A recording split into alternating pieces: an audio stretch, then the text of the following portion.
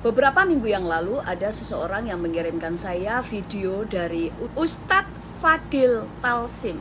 Yang di video itu beliau mengatakan bahwa di dalam kekristenan perzinahan itu diizinkan karena pada waktu ada perempuan yang kedapatan berbuat zina dan diperhadapkan kepada Yesus, Yesus tidak berbuat apa-apa dan Yesus sama sekali tidak memberikan hukuman kepada perempuan itu.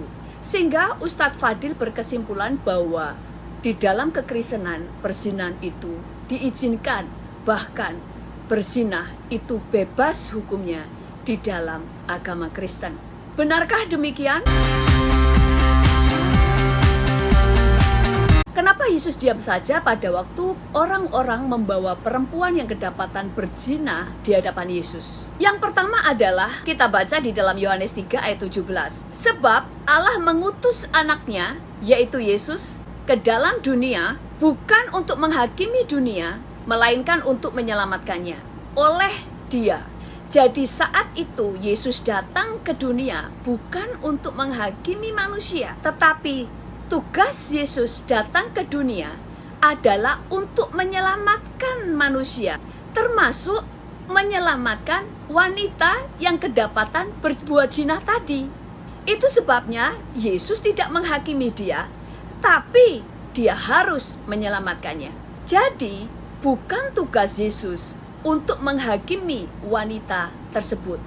Itu sebabnya kita lihat di dalam seluruh perjalanan kehidupan Yesus, selama pelayanannya, dia selalu membawa keselamatan, menyembuhkan yang sakit, melepaskan orang-orang yang kerasukan, bahkan membangkitkan orang dari kematian. Karena Yesus datang untuk menyelamatkan mereka dan bukan menghakimi mereka. Yang kedua adalah karena Yesus datang untuk menanggung dosa seluruh dunia, termasuk menanggung dosa perempuan yang kedapatan berbuat zina tadi. 1 Korintus 5 ayat 7 berkata, sebab anak domba Paskah kita juga telah disembelih, yaitu Kristus. Yesus datang sebagai domba Paskah. Dialah yang harus disembelih. Yesuslah domba yang harus dikorbankan, yang harus dibunuh untuk menanggung dosa semua orang, termasuk wanita tadi. Sehingga pada waktu wanita ini didapati berbuat zina, bukan dia yang harus menerima hukuman, tetapi Yesuslah yang harus menanggung hukuman untuk perempuan tadi. Mungkin saudara akan berkata, kalau begitu kenapa Yesus tidak dirajam dengan batu? Bukankah orang-orang yang kedapatan berzina harus dirajam dengan batu? Saudara harus ingat, yang ditebus oleh Yesus bukan hanya perempuan tadi, tetapi seluruh isi dunia. Yang ditebus oleh Tuhan bukan hanya dosa perzinahan, tetapi dosa pemberontakan, dosa mencuri, dosa membunuh, dan seluruh dosa yang sudah dilakukan oleh manusia di bawah kolong langit ini. Itu sebabnya Yesus bukan dirajam, tetapi dia harus mati di atas kayu salib. Tidak hanya mati di kayu salib, tapi dia harus menerima aniaya. Dia disesah, baru disalibkan. Itu sebabnya tidak ada bagian tubuh Yesus yang tidak terluka. Semuanya terluka, semua mengeluarkan darah.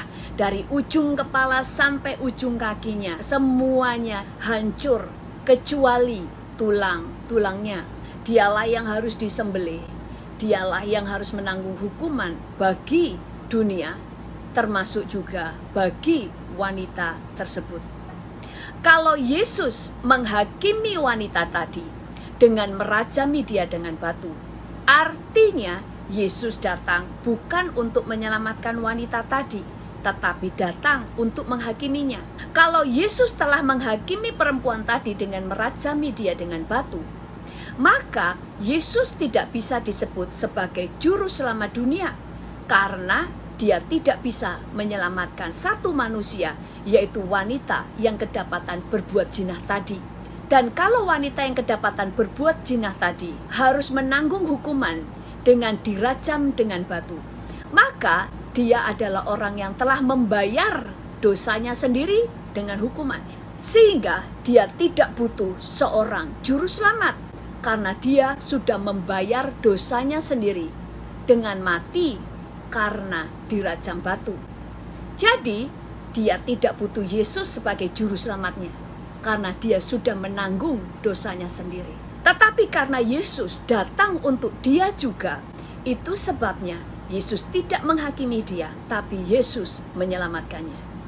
Yesus juga tidak melarang orang-orang untuk merajam perempuan ini dengan batu, karena Yesus tidak melawan hukum Taurat.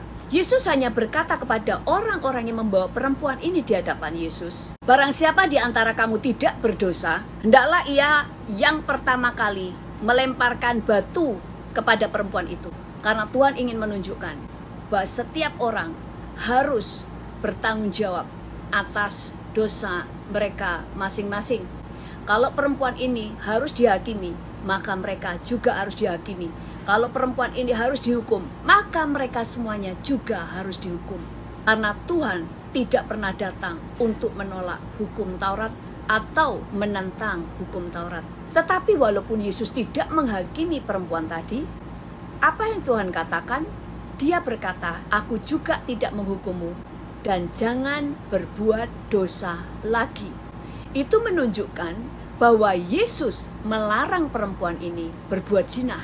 Alasan yang ketiga adalah Lukas 9 ayat 10 berkata, "Sebab anak manusia datang untuk mencari dan menyelamatkan yang hilang." Jadi justru Tuhan bersuka cita karena orang yang hilang ini tidak perlu dicari, karena orang-orang membawanya kepada Yesus. Jadi Yesus mencari yang terhilang dan menyelamatkannya, bukan untuk menolaknya, bukan untuk membuangnya, bahkan bukan untuk menghakiminya. Matius 1 ayat 21 berkata, "Ia, yaitu Maria, akan melahirkan anak laki-laki, dan engkau akan menamai dia Yesus, karena dialah yang akan menyelamatkan umatnya dari dosa mereka." Jadi itulah alasan kenapa Yesus tidak menghukum wanita yang kedapatan berbuat zina tadi. Bukan karena Yesus membebaskan orang berbuat zina, tetapi pada waktu itu kedatangan Yesus pertama, tugasnya adalah untuk menyelamatkan seluruh manusia, termasuk perempuan yang kedapatan berbuat zina tadi. Dan Yesus datang ke dunia untuk menanggung hukuman dosa atas seluruh dosa dunia, atas seluruh dosa umat manusia, termasuk dosa perempuan tadi. Tuhan Yesus memberkati.